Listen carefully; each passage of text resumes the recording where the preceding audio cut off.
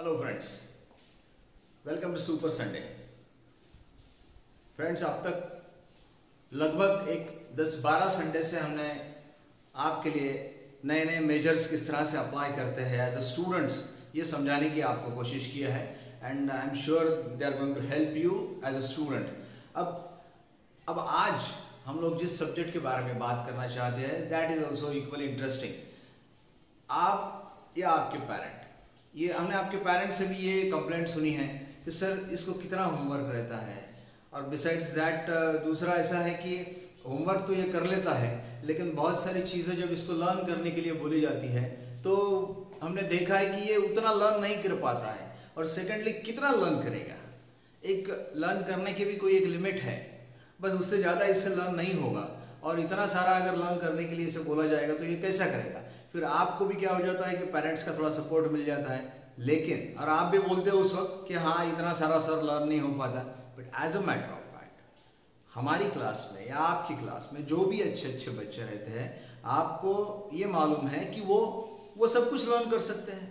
और besides that ये भी देखा है कि कुछ कुछ बच्चे तो ऐसे हैं कि जितना बोला गया वो तो लर्न हो ही जाता है, जो बोला नहीं गया उसको भी लर्न कर लेता है।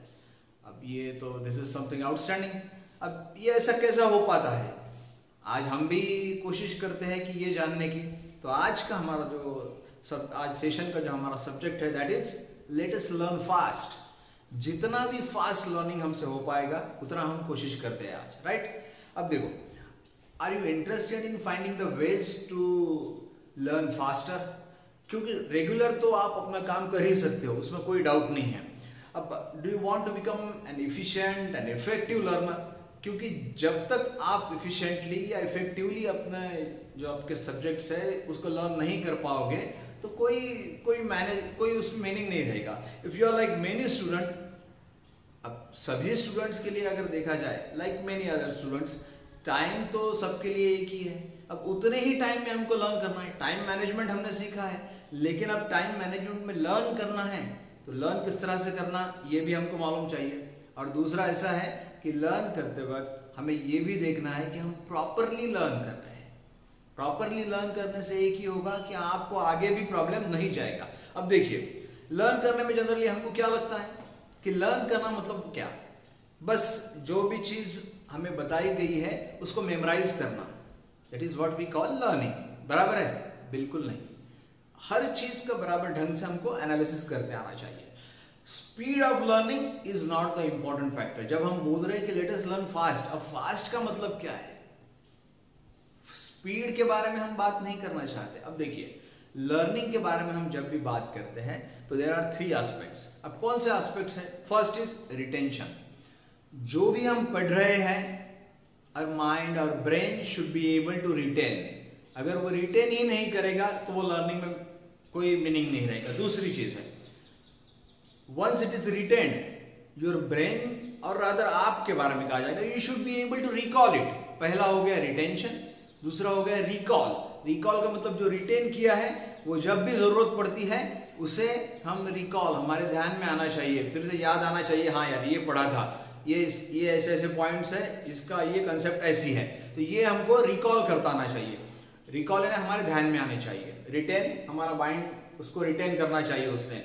और तीसरी बात, the transfer of the knowledge which was retained. जो भी ब्रेन में हमारे रिटेन किया गया, पहली बात रिटेंशन, दूसरी बात है हमारी रिकॉल, हमें याद आना चाहिए, और तीसरी बात रिकॉल करने के बाद में हमें जिस फॉर्म में चाहिए उस फॉर्म में हमें वो ट्रांसफर करते आना चाहिए। इसका मतलब ये है कि अगर जरूरत ये है आप कोई टेस्ट दे रहे हो तो उस पेपर पे आपको बराबर जो आपने पढ़ा था वो ट्रांसफर करता आना चाहिए। अगर आपकी ओरल टेस्ट चल रही है तो ओरल टेस्ट में भी आप बराबर उसको बोलना चाहिए। आपने जो भी आपकी टीचर पूछ रही है या पूछ रहे हैं उसका जवाब आपको ओरली देते आना चाहिए, मतलब वो ओरल ट्रांसफर उसका ठीक होना चाहिए। तो 3 पॉइंट बहुत ज्यादा इंपॉर्टेंट है।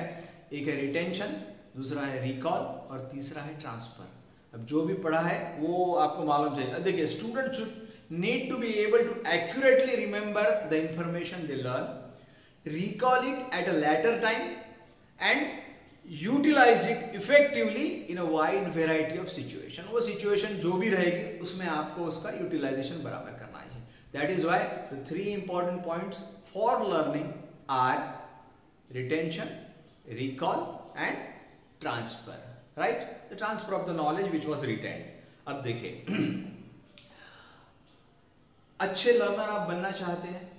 अब अच्छे अगर लर्नर बनना चाहते हैं, इफेक्टिव लर्नर, जिसको हम इफिशिएंट लर्नर जो है, वो ओवरनाइट तो हो नहीं सकता। अब मतलब जैसे अभी आपने समझा, सोच लिया कि यस मुझे अभी फास्ट लर्न करना है, तो क्या ओवरनाइट कल से आप लर्न करना चालू कर देंगे फास्ट? जी नहीं, बिल्कुल नहीं। उसके लिए हम आज क्या करने वाले हैं, कुछ अच्छे मेजर्स, कुछ अच्छे स्टेप्स आज डिस्कस करने वाले हैं। और वो मेजर्स जो है उसमें कि कुछ भी मेजर्स अगर आप ठीक से अप्लाई कर सकते हैं तो बस यूं समझ लीजिए कि आपका काम हो गया। अभी नहीं, मतलब सिर्फ 10th तक नहीं, उसके बाद में as long as you remain a student you will be able to learn faster. ये बात। अब इसलिए ये जो भी मेजर्स हम लोग डिस्कस करने वाले हैं वो ध्यान से देखिए। आपके पास में कोई नोटबुक वगैरह नहीं है तो प्लीज उस लेके बैठिए और उसमें एक एक पॉइंट ध्यान से देखिए। पहला फर्स्ट मेजर या फिर पहला पॉइंट जो है हमारा वो ये है, use it or lose it. अब use it or lose it का मतलब क्या है? Use it or lose it का मतलब यह है कि आपको आपका ब्रेन जो है उसको कंटिन्यूअसली लर्निंग की प्रैक्टिस देना जरूरी है। आप कंटिन्यूअसली अगर लर्न नहीं करते हो तो क्या हो जाएगा मालूम है क्या, कि उसको आदत नहीं रहती है। अब उसको एक थोड़ा सा टेक्निकल टर्म्स में हम लोग जो बोलते हैं उसको बोलते हैं ऑप्टिकल लॉब्स है हमारे ब्रेन में। वहां पर क्या रहता है कि that is the area which is associated with visual memory. यानी आप जो भी पढ़ते हो वो वहां पर विजुअल मेमोरी के जैसा पड़ा रहता है। और as long as you are learning वो वैसा ही रहता है। इसका मतलब ये है कि हमारा ब्रेन भी ये चाहता है कि हम लोग पढ़ते रहे। इसलिए हम लोग क्या बोलते हैं कि ऐसे कई लोग हैं कि जो जिंदगी भर स्टूडेंट बन के रहना चाहते हैं। जिंदगी भर स्टूडेंट बनना मतलब क्या है? जिंदगी भर स्टूडेंट मतलब पढ़ते रहो, लर्न करते रहो, नई नई चीजें सीखते रहो। और एक बात बताओ क्या, कि एक और छोटा सा ऐसा उदाहरण मैं आपको यहाँ पर देना चाहूंगा कि लर्निंग ये ऐसा प्रोसेस है कि जिसको हम which can be compared with brushing our teeth. Brushing our teeth और लर्निंग हमारा एक जैसा है। कैसे? समझो आपके बाजू में ऐसा स्टूडेंट आके बैठ गया जिसने 2-3 दिन से अपने दांत नहीं घसे हैं, जिसका मतलब है अपने ब्रश नहीं किया है जिसने। क्या हो जाएगा मुझे बताइए? जैसे ही वो आपके पास में आके बैठेगा और अपना मुंह खोलेगा कुछ बोलने के लिए, गंदी बात आएगी, तुरंत बात आ जाती है आपको। और आपको मालूम पड़ जाएगा कि उसने मुंह नहीं ब्रश किया है, दांत नहीं ब्रश किया है, गंदी बात आ जाएगी। उसी तरह आपको बोलता हूं, जो लोग रेगुलरली लर्न नहीं करते हैं, इसने कैसा मुंह खोला कि बात आ गया, वैसे ही जो लोग रेगुलरली लर्न नहीं करते हैं उन्होंने भी मुंह खोला कि तुरंत टीचर को मालूम हो जाता है कि इसने लर्न नहीं किया है, क्योंकि आता ही नहीं कुछ बाहर। वहां पर गंदी बात तो भी बाहर आती है, यहां पर अगर लर्न नहीं किया है तो टीचर को तुरंत मालूम हो जाता है। ये अलग तरह की बात आती है टीचर को, क्योंकि मुंह से कुछ निकलता ही नहीं। तो इसीलिए दोस्तों, आपकी ब्रेन में जो भी अच्छी चीजें हैं जिसको हम ग्रे एरियाज बोलते हैं, वो ग्रे एरियाज डेवलप होते हैं आपके ब्रेन के रेगुलर यूज करने से। अब रेगुलरली यूज तब होगा जब आप रेगुलरली लर्न करोगे, तो वो एरिया जो है वो वहां पर हमारी सभी विजुअल मेमोरीज जो है, विजुअल इमेजेस जो है वो स्टोर होती है। अब वो वैसे के वैसे स्टोर रहने के लिए जरूरी ये है कि हम लोग रेगुलरली लर्न करें। और ये जो मैंने अभी ब्रशिंग योर टीथ वाला जो आपको एग्जाम्पल दिया है वो प्लीज आप ध्यान में रखिए, वो बहुत ज्यादा इंपॉर्टेंट है। ये बात ध्यान में रखिए, जो स्टूडेंट रेगुलरली लर्न नहीं करता है उसके मुंह का बास आता है। किसको? टीचर को। टीचर को मालूम रहता है, एक सवाल पूछा, मुंह खोला कि मालूम पड़ जाता है कि लर्न नहीं किया है। तो लर्निंग और brushing your teeth is like the same. दूसरा, so the first one was use it or lose it. Brain का यूज करोगे तो उसका उपयोग होगा, नहीं तो यू लूज इट। बिल्कुल वो ग्रे एरिया जैसे ही आप लर्न करना बंद कर देते हैं ब्रेन में से निकल जाता है, ठीक है। तो इसलिए आपके लिए जरूरी है कि आप उसको यूज करते रहें। दूसरा, learn in multiple ways.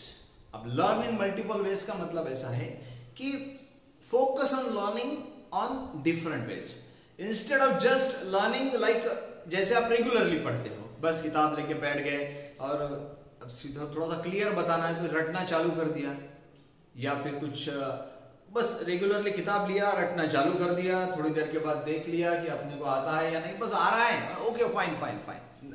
No, ये एक ही चीज से आप पढ़ते रहोगे क्या? बिल्कुल नहीं। अभी इतने सारे टेक्निक्स डेवलप हो गए हैं तो उसका यूज कब हम करने वाले हैं? अब बहुत सारी चीजें ऐसे हैं कि इंफॉर्मेशन जो है वो अलग अलग ढंग से आपकी तरफ अभी पहुंचती है।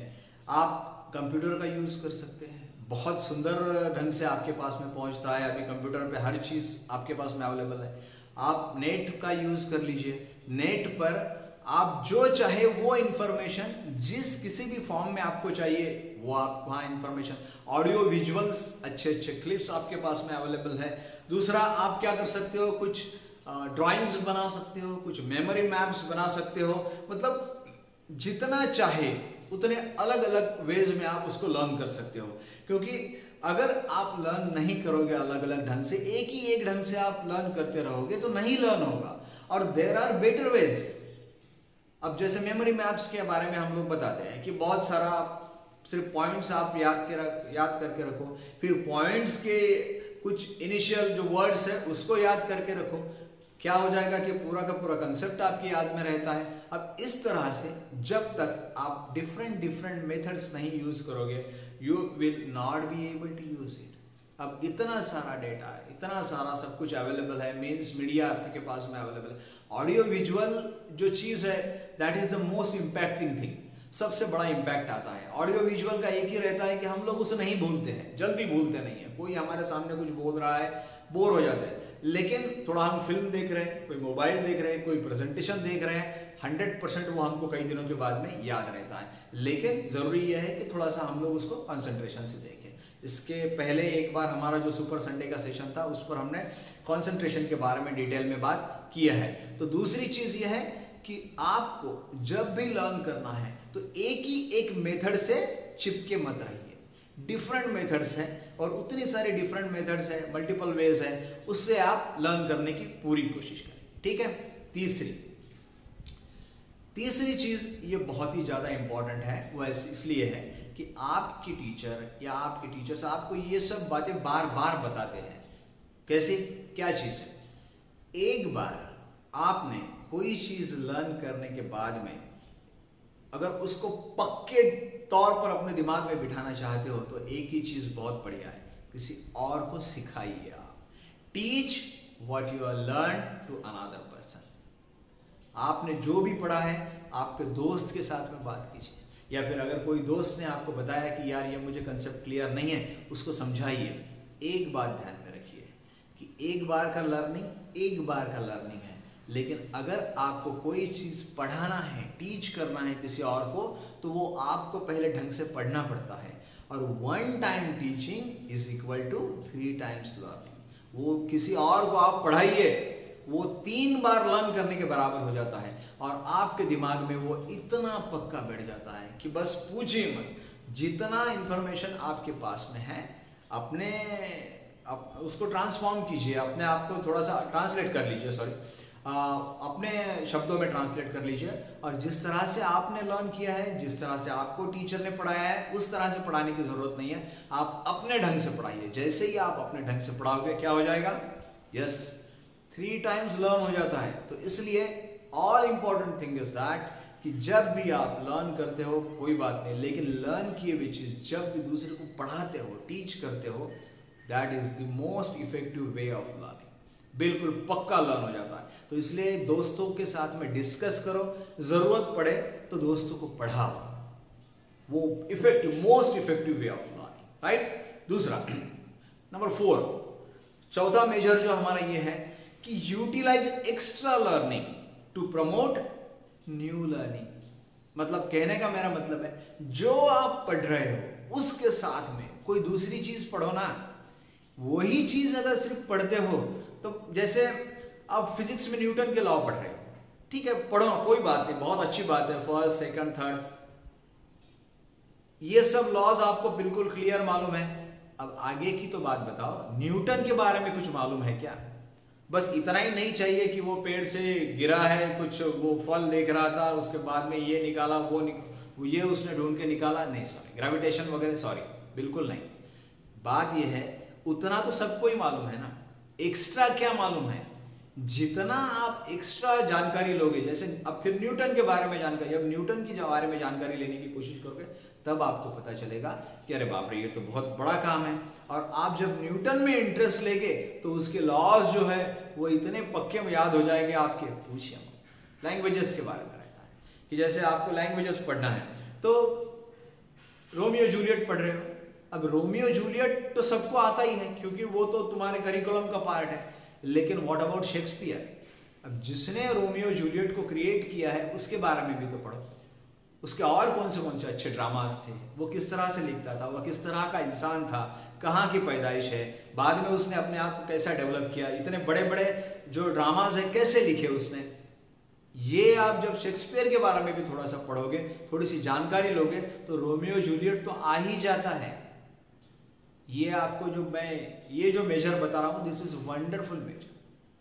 जितने भी हमारे अलेक्जेंडर फ्लेमिंग है, पेनिसिलिन कैसे ढूंढ के निकाला, पेनिसिलिन के बारे में आपको मालूम है, लेकिन हाउ पेनिसिलिन वाज इन्वेंटेड ये आपको मालूम है क्या? नहीं। ये जानकारी लो आप। जिस दिन आपको ये भी पता चलेगा कि पेनिसिलिन किस तरह से निकाला अलेक्जेंडर फ्लेमिंग ने ढूंढ के, बहुत इंटरेस्ट आ जाएगा आपको, अरे इस तरह से भी निकलते हैं कोई। एडिसन के बारे में आप इतना जानते हो, देखो ना, एडिसन के बारे में जानकारी रखो, सिर्फ उसके इन्वेंशंस के बारे में नहीं, इन्वेंशंस तो बहुत इंपॉर्टेंट है, वो उसके बारे में सबको मालूम है, ठीक है। तो इस तरह से मेरा कहना यह है कि एक्स्ट्रा लर्निंग के साथ में एक्स्ट्रा लर्निंग रहा तो ये जो लर्न किए हुई चीजें हैं ये बहुत अच्छी तरह से याद रहती है। This was a wonderful tool, ये बात ध्यान में रखिए। तीसरा, gain practical experience, this is in fact the fifth point that we are discussing. थोड़ा सा प्रैक्टिकल एक्सपीरियंस रहना बहुत ज्यादा जरूरी है। जैसे साइंस का आपको क्या रहता है कि आप साइंस, फिजिक्स, केमिस्ट्री, बायोलॉजी, जो भी आप साइंस के पार्ट है या और भी जितने भी है, आपको हर चीज का मैक्सिमम तौर पर आपके टीचर्स प्रैक्टिकल देने की कोशिश करते हैं। प्रैक्टिकल से एक हो जाता है जब कोई चीज आप खुद करते हो, वो किसी और को पढ़ाने की जैसा चीज है वो, तो जब भी आप कोई चीज करते हो आपको याद रहता है। तो इसलिए बेटर ये है कि आप जब भी कोई चीज करो उसका एक्सपीरियंस गेन करने की कोशिश करो। अब एक्सपीरियंस गेन किस तरह से करेंगे? जैसे आप अच्छी सी कोई, सपोज यू आर स्पोर्ट्समैन, बहुत सुंदर किताब आपने पढ़ लिया है, यूसेन बोल्ट की कोई किताब है आपने पढ़ लिया है। अब यूसेन बोल्ट पर की जो किताब पढ़ी है, अब उसमें जो कुछ भी दिया गया है, unless and until it is implemented by you, आप में क्या एथलीट को कोई उसकी हेल्प होने वाली है क्या? नहीं।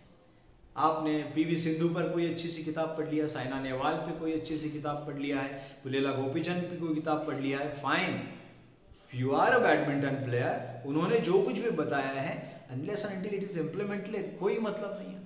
आप कोई कहता है कि सर हमारा इंग्लिश अच्छा नहीं है, हमारा संस्कृत अच्छा नहीं है, मराठी अच्छा नहीं है, ओके फाइन, लैंग्वेजेस अगर आपकी अच्छी नहीं है तो कोई बात नहीं है, लेकिन अब जब आप लैंग्वेजेस सीख रहे हो तो सीखने के बाद में आपका पहला काम क्या बनता है? अगर आपको बराबर सीखना है, फास्ट सीखना है, तो एक्सपीरियंस गेन करो। एक्सपीरियंस गेन करो मतलब जब आप लैंग्वेज नहीं सीख रहे हो तो इंग्लिश में बोलो, संस्कृत में बोलने की कोशिश करो, संस्कृत में लिखने की कोशिश करो। अगर आपका मराठी पुअर है तो मराठी में बोलने की कोशिश करो। जितना ज़्यादा बोलोगे, जितना ज़्यादा एक्सपीरियंस गेन करोगे, उतना फास्ट लर्निंग होगा।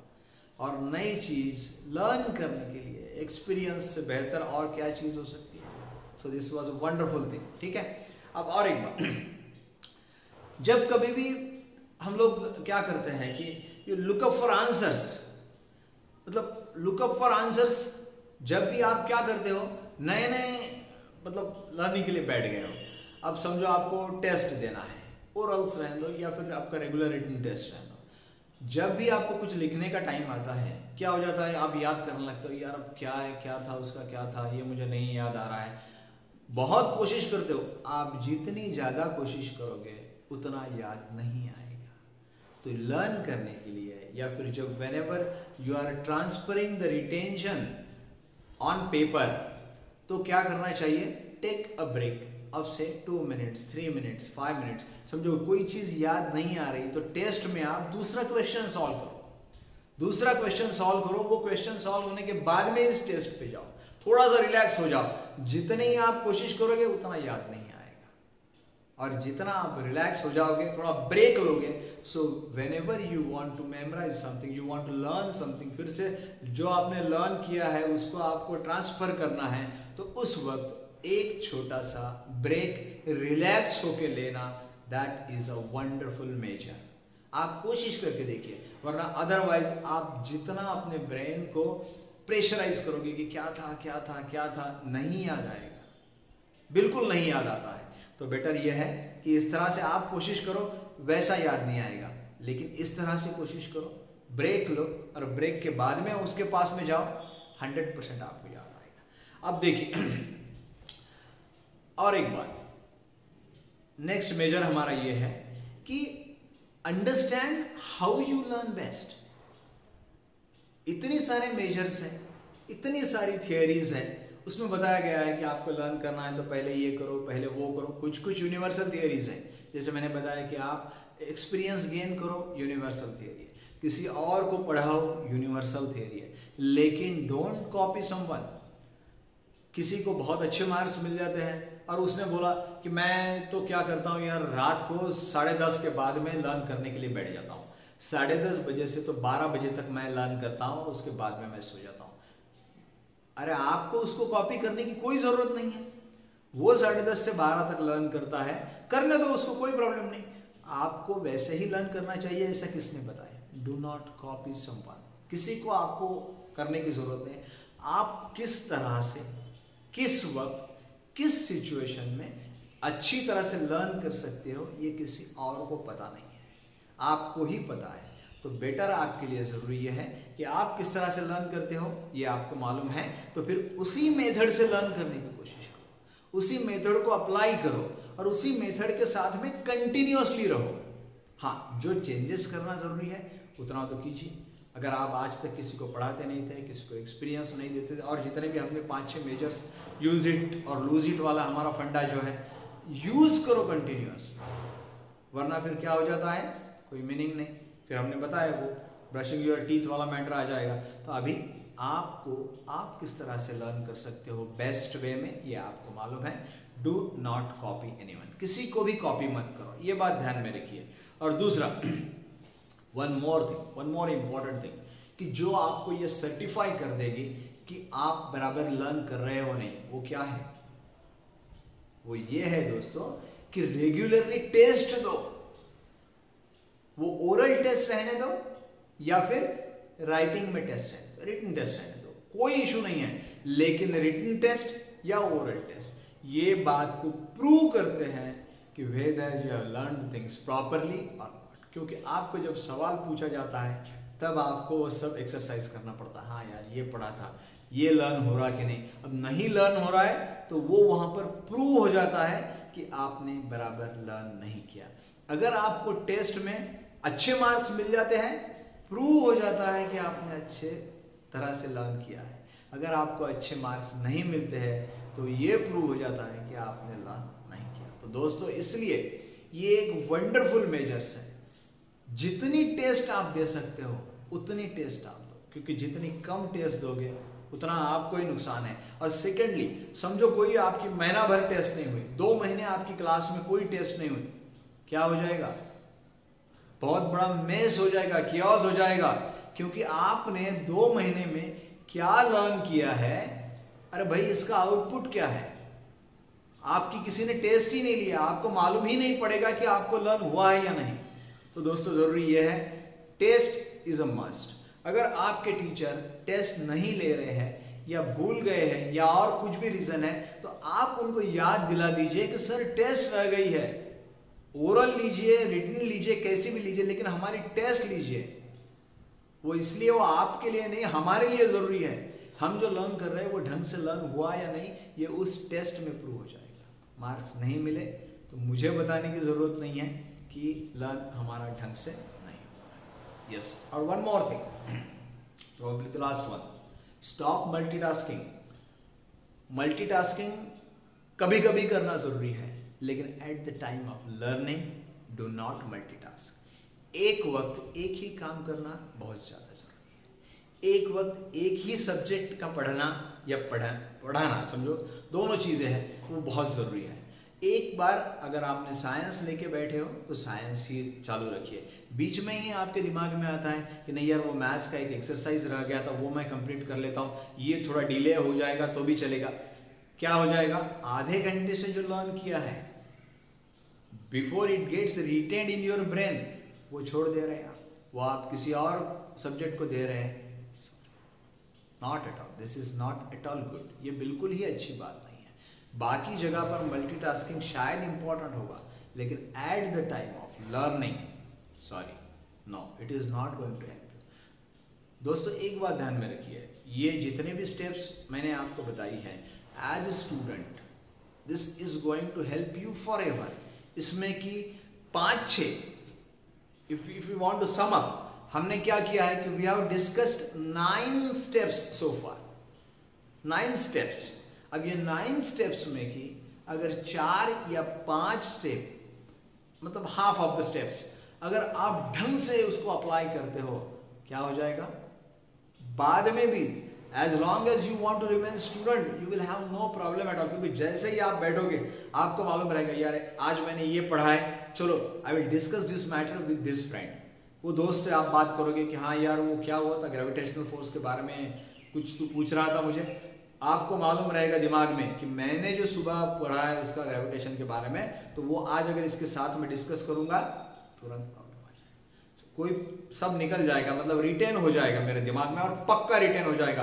That is because 1 time teaching is equal to 3 times learning. Use it और यूज इट वाला फंडा, मतलब क्लियर हो जाता है आपके दिमाग में कि चलते रहो चलते रहो चलते रहो, अदरवाइज क्या हो जाएगा, नहीं लर्निंग बराबर होगा। लेकिन ये जो 9 स्टेप्स आपके साथ में डिस्कस किए हैं, 4-5 स्टेप्स, बस इससे ज़्यादा करने की जरूरत नहीं है।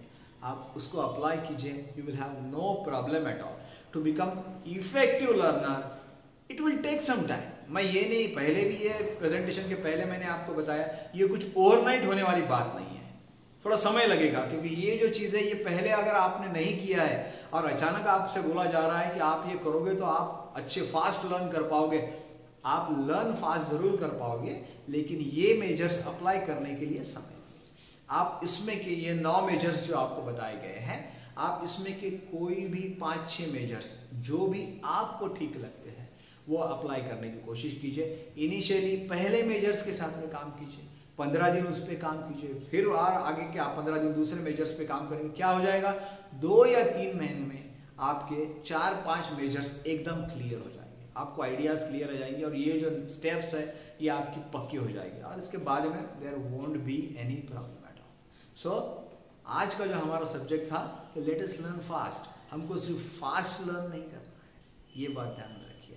ब्रेन में जो हमारे 3 इंपॉर्टेंट स्टेप्स है वो लर्निंग का बेस है। नंबर 1 रिटेंशन, नंबर 2 रिकॉल, और नंबर 3 ट्रांसफर ऑफ नॉलेज। अब ये 3 चीज अगर आपके लर्निंग से निकलती है तो you won't have any problem. जो मेजर्स हमने डिस्कस किए हैं उसको आप तुरंत अप्लाई कीजिए, और they are going to help you as a student forever. Thank you very much.